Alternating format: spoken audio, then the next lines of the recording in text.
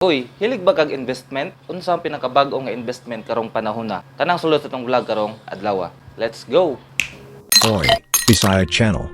Kung inyong makita, ang title sa tong thumbnail is ang imong 1,000 himuon natog 10,000 in 1 week. Mao bitaw ikaw ni click ka ani nga video kay kani siya common nga investment naga-introduce gina-offer sa mga tao sa una. Ug pipila sa inyo or kadaghanan is na-scam ani sa una. Pero karon sa tong vlog atong isgutan, usa sa pinakabag-o nga investment na dili pareha nga ato nga imong 1K mahimo og 10,000 in 1 week. Kay kana siya based sa experience sa mga tao, scam na siya. So akong gipasabot nga investment no sa atong vlog karon is kanang gitawag na real estate investment na dili ka mo gasto og perting dakuha para makakwarta puhon-puhon. So karon na gitawag nga Memorial Loan Lot na available diri sa Butuan City, no? Kini siya gitawag na Santuario de Caraga. Ug kini siya located sa Barangay Bitos, Butuan City. Kini siya upat ka hektarya ni siya nga property or memorial park na gi-divide siya para ma-avail sa mga tao. So ang pangutana karon tagpila ni siya, tagpila ang per lot ani na property. So karon ato sang hisgutan pila ang presyo ani na property no para mahibaw-an ninyo kung pila inyong invest ani. Ang TCP ani or total contract price is 52,000 pesos kung imong i-cash no. Pero kung dili nimo i-cash na kay option no. Una nimo buhaton is magbayad ka og reservation fee na 500 pesos. Then ang down payment is 3,500 pesos only. So kini siya imong bayaran 7 months. So kung 7 months siya sa 7 ka bulan 500 pesos imong i-bayad sa down payment. So katong imong reservation fee, imong down payment is i-deduct to siya sa total contract price na 52,000. So sunod unsay buhaton atong remaining na bayron nimo. Kay imong unang gibayaran is ang reservation fee man og DP. So katong remaining sa imong buhaton ato. So pwede to nimo siya bayaran og binulan. Pwede siya bayaran nimo sa 1 year, 2 years, 3 years, taman sa 10 years nimo nga pagbayad. So kung imo na siyang impason sa 1 year, imong binulan ana is 4,000 pesos. Kung 2 years, 2,000 pesos. Kung 3 years, 1,333 pesos and 33 centavos. Kung 4 years, 1,000 pesos. Kung 5 years, 800 pesos. Kung 6 years, 666 pesos and 67 centavos. Kung 8 years po, 500 pesos. O kung siyam, 444 pesos and 44 centavos. Kung 10 years is 400 pesos only. So ingana ang pamaagi sa pagbayad. Una, reservation fee. Ikaduha, down payment. Ikatulo, is kato ang mamili ka pila ka years imong pilion sa pagbayad.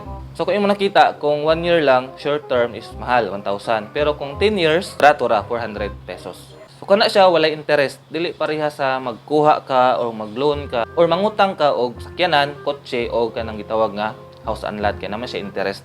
So kini siya di ka mag-uol kung imong i-apply og longer term, labi na sa 10 years kay wala man siya interest. So kung advice sa inyo ha, inyong i-apply og 10 years para barato ra. Kay kung makinaon sa inyong budget, at least 400 pesos ra pod inyong bayaran sa binulan. O kung namoy kwarta daghan pod, pwede niyo siya bayaran na di siya maabot og 10 years. Kung imo pong i-cash na siya 5% na discount. So karon sa may specification ani nga loan lot. Number 1 is single lang siya nga lot. Then double or duha ka lungon ang pwede masulod no sa ubos ug sa taas. Then ang sukod is 1 by 2.5 meters. Then ang capacity 2 fresh bodies or 1 fresh body og 1 bone or 4 bones. Mao na itubag sa inyong pangutana, mao nang ni-click mo gaina sa video kay investment daw. Kani siya investment tungod kay dili mo siya lubngan is pwede naman siya pagkakitaan in the future. Nga naman, pwede naman siya ibaligya sa dako nga presyo. So swerte kaayo kung karon ka mo avail, karon ka mo palit kay barato pa kaayo. Kung man-develop na ang property, ang area is possible yun na siya nga mumahal kay real estate man ni siya, property man ni siya. So pila ka tuig adi sir mahuman, ma-develop, taas na kaayo na duha ka tuig. So karon sayo pa kaayo, pwede na mo mag-avail. Ang pangutana, na ba kay mo palit ani puhon kung ibaligya nato? Ang tubag is dako kayong chance nga daghay mo palit, no? Labi na kini siya nabutang sa Butuan City. And ang Butuan City karon, booming na kaayo ang population, nagkaanam na og ka taas. Mabitaw daghan kaayo yung mga housing developer na nisulod sa Butuan City para magtukod og mga subdivision tungod sa kadaghay demand. So kung yung kadaghay demand, daghan na ang tao diha. Ug simba ko, puhon kanang mga tawhana, kana ng mga tao, kuhaon na sa Ginoo, so manginahanglan na sila og memorial park or lubnganan. So possible pwede nato siya i-offer sa ilaha puhon ang ato ang gipalit karon na mga memorial lot.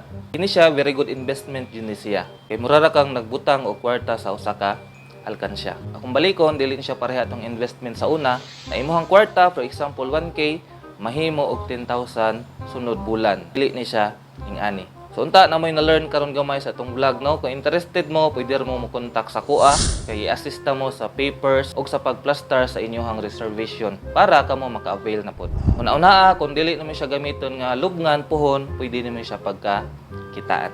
Again, Santuario de Caraga, located sa Barangay Bitos, Butuan City. 500 pesos reservation fee, 500 pesos down payment for 7 months, and 400 pesos per month sa 10 years. Sige, mara to. Salamat kayo sa pagtanaw og bye.